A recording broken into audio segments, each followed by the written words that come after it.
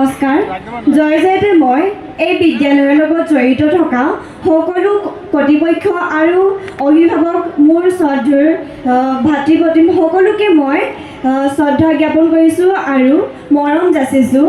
আজি প্ৰতিষ্ঠা দিৱস আৰু নৱাগত আদৰণি সভাৰ উপলক্ষে মই সকলোকে শুভেচ্ছা জ্ঞাপন কৰিছোঁ। আচলতে এই বিদ্যালয়খনৰ শুভাৰম্ভৰ পৰা মই এই বিদ্যালয়খনৰ লগত জড়িত। মই যিহেতু প্ৰথম অৱস্থাত ক্লাছ 9 আৰু 10 কুহিপাত কোচিং চেণ্টাৰত মই পাঠ গ্ৰহণ কৰি আছিলোঁ। তেতিয়া কোনো ধৰণৰ এনেকুৱা ধৰণৰ বিদ্যালয় নাছিল। সেইখন এখন চেণ্টাৰ আছিল য'ত আমি কেতিয়াবা টিউশ্যন কৰোঁ, কেতিয়াবা ছাৰহঁতে থাকে, ছাৰহঁতৰ লগত কথা বতৰা পাতোঁ, মনৰ ভাৱ প্ৰকাশ কৰোঁ। তেনেকুৱা ধৰণৰ এটা পৰিৱেশ গঢ় লৈ উঠিছিলে। তেনেধৰণে এদিন মোক মুনীন্দ্ৰ ছাৰে ক'লে যে তোমালোকৰ লগত থাকিবৰ কাৰণে বা কেইগৰাকীমান বা দাদা দুজন আহিব। আমি তেতিয়া ঠিক আছে বুলি ক'লোঁ। তাৰপিছত ছাৰে আনিলে, বাহঁতে আহিলে। তাৰপিছত সুধিছোঁ, বাহঁতে সুধি থাকে ছাৰ আমাৰ স্কুলখন ক'ত? যেতিয়া প্ৰথম ফাৰ্ষ্ট বেষ্ট বাহঁত আছিল তেতিয়া এগৰাকী বা ৰেষ্টুৰেণ্টত লগ কৰি বিদ্যালয়ৰ নাম লৈছিলে।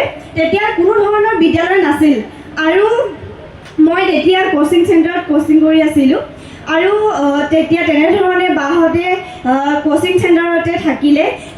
তেতিয়া কোনো ধৰণৰ স্কুল নাছিল বা কোনো ধৰণৰ বিদ্যালয়ৰ পোছাক নাছিল।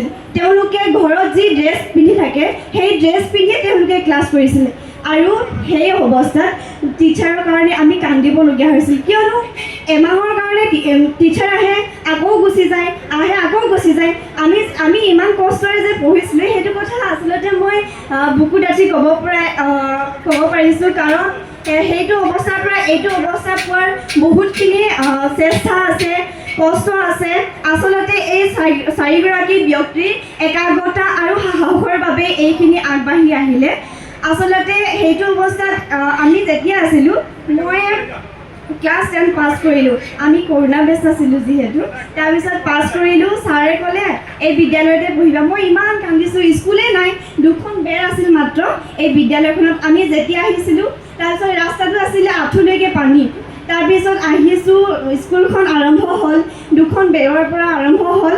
তাৰপিছত যেতিয়া 5 ছেপ্টেম্বৰ তাৰিখে আমাৰ বিদ্যালয়খন অ'পেনিং হ'ল, তাৰপিছত সেই বিদ্যালয়ৰ সেই অ'পেনিং কৰা দিনটোৰ আগদিনাখন আমি নিজে মুচিছিলোঁ।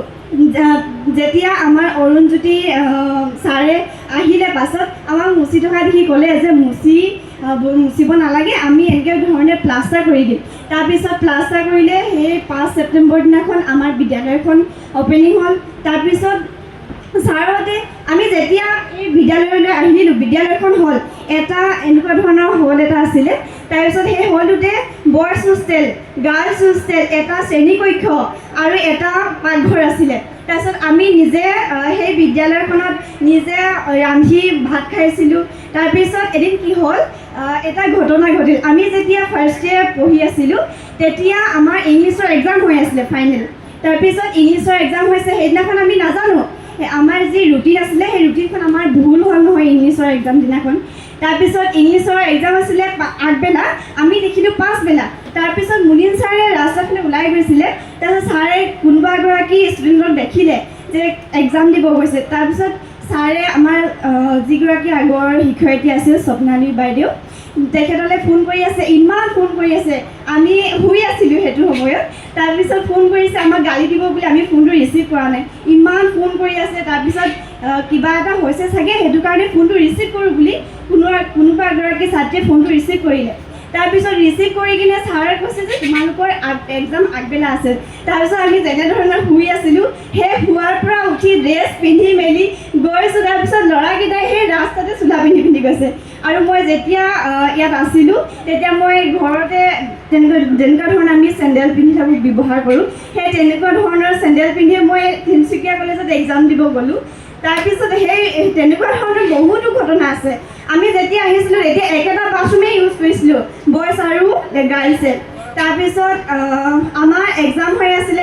আমি যেতিয়া আহিলোঁ এদিন আমাৰ কি হ'ল, ভাত বনাই থাকোঁতে চব্জি দাঙি থাকোঁতে চব্জিখিনি পৰি গ'ল হাতৰ পৰা। তাৰপিছত যেতিয়া পৰাৰ পাছত আমাৰ নাই নহয় বেলেগ চব্জি আৰু মানে সেইখিনিয়ে আছিলে। আমি নিমখ ভাত দি সেইদিনাখন ভাত খালোঁ। আচলতে এইবোৰ স্মৃতি সেইটো দিন ধৰি এতিয়ালৈকে চাব গ'লে বহুতখিনি পৰিৱৰ্তন হ'ল। তাৰপাছত এদিন দিগন্ত ছাৰে আমি যেতিয়া টিচাৰ্ছ ডে বা প্ৰতিষ্ঠা দিৱস তেনেকুৱা ধৰণৰ নৱাগত আদৰণি সভা তেনেকুৱা ধৰণৰ কোনো অনুষ্ঠানেই হোৱা নাছিলে। আমি যেতিয়া প্ৰথম আহিছিলোঁ তেতিয়া এনেকুৱা নৱাগত আদৰণি সভা পতা নাছিলে। টিচাৰ্ছ ডে পাতিছিলোঁ আমি, কিন্তু এনেকুৱা ধৰণৰ ডাঙৰ মঞ্চ এখন পোৱা নাছিলোঁ। এতিয়া তোমালোকে যিখিনি পাইছা, যেনেধৰণৰ ইলেকশ্যন বিপ্লৱে ক'লে, সঁচাকৈয়ে এটা স্মৰণীয় দিন হৈ ৰ'ল আমাৰ বাবে। মই বুকু ডাঠি ক'ব পাৰোঁ যে মই এইখন বিদ্যালয়ৰ এগৰাকী ছাত্ৰী আছিলোঁ বুলি। আৰু যিহেতু সময়ো নাটনি, মই আৰু আছে বহুত স্মৃতি আছে। মই সময় সুবিধা মিলাই এদিন মই যিহেতু ছাৰে ক'লে যে আলোচনী দিব লাগে, সেইটো কাৰণে মই খৰধৰকৈ 3-4খনমান পেজ লিখিলোঁ। কিন্তু যেতিয়া আগতে মানে পাছত আৰু যেতিয়া আলোচনী উলিওৱা হ'ব, তেতিয়া মই তাত ভালকৈ গোটেইখিনি কথা সুমিয়াই মেলি মই এখন আলোচনীত তাত লিখনি এটা দিম। আৰু এইখিনিয়ে ক'লোঁ। এইখিনিয়ে কৈ মই মোৰ বক্তব্যৰ সামৰণি মাৰিছোঁ। ধন্যবাদ। অশেষ ধন্যবাদ জ্ঞাপন কৰিছোঁ লক্ষ্মী চুতীয়া বাইদেউ। তেখেতে কৈছে যে তেখেতে কোচিং চেণ্টাৰ যেতিয়া বিদ্যালয়ৰ আৰু বিদ্যালয় হোৱাই নাছিল, মাত্ৰ এটা কোচিং চেণ্টাৰ, তেখেত কোচিং চেণ্টাৰৰ পৰাই বৰ্তমানলৈকে বিদ্যালয়খনৰ লগত জড়িত হৈ আছে। তেখেতে সেই বিদ্যালয়ৰ যি আগৰ অৱস্থা, যি দেউলীয়া অৱস্থা বুলি ক'লেও ভুল নহ'ব, সেই দেউলীয়া অৱস্থাটো বাইদেৱে দেখিছে। আৰু যি আমাৰ সঞ্চালক মণ্ডলীসকলৰ যি প্ৰচেষ্টা, আমাৰ শিক্ষাগুৰুসকলৰ যি প্ৰচেষ্টা, ছাত্ৰ ছাত্ৰীসকলৰ যি উৎসাহ, সেই উৎসাহ আৰু প্ৰচেষ্টাৰে বিদ্যালয়খন কিন্তু এক অন্য গতিৰে লৈ গৈছে। আমাৰ এই বৰ্ষৰ ৰিজাল্ট বা আমাৰ ছাত্ৰ ছাত্ৰীসকলৰ ক্ৰীড়া দিশতে হওক বা সাংস্কৃতিক দিশতে হওক, অসমৰ অন্যান্য যি আগশাৰী বিদ্যালয়, সেই বিদ্যালয়সমূহৰ লগত ফেৰ মাৰিব পৰা এটা যি কেপাচিটি, সেই কেপাচিটি কিন্তু এই বিদ্যালয়খনে অৰ্জন কৰিবলৈ বৰ্তমান সময়ত সক্ষম হৈছে। যদি আমি সাংস্কৃতিক দিশত কওঁ, আমাৰ যোৱা বৰ্ষৰ যি ঠাহনি নাটক, এই ঠাহনি নাটকখনে ধেমাজিৰ পৰা কৌদুগুৰি কাকজান আমি বিভিন্ন জেগাত দেখুৱাইছোঁ। আৰু কাকজানত যি অসম ভিত্তিক নাটক হৈছিল, অসম ভিত্তিক নাটকত বিচাৰকৰ শ্ৰেষ্ঠ বঁটা পাবলৈ সক্ষম হৈছিল।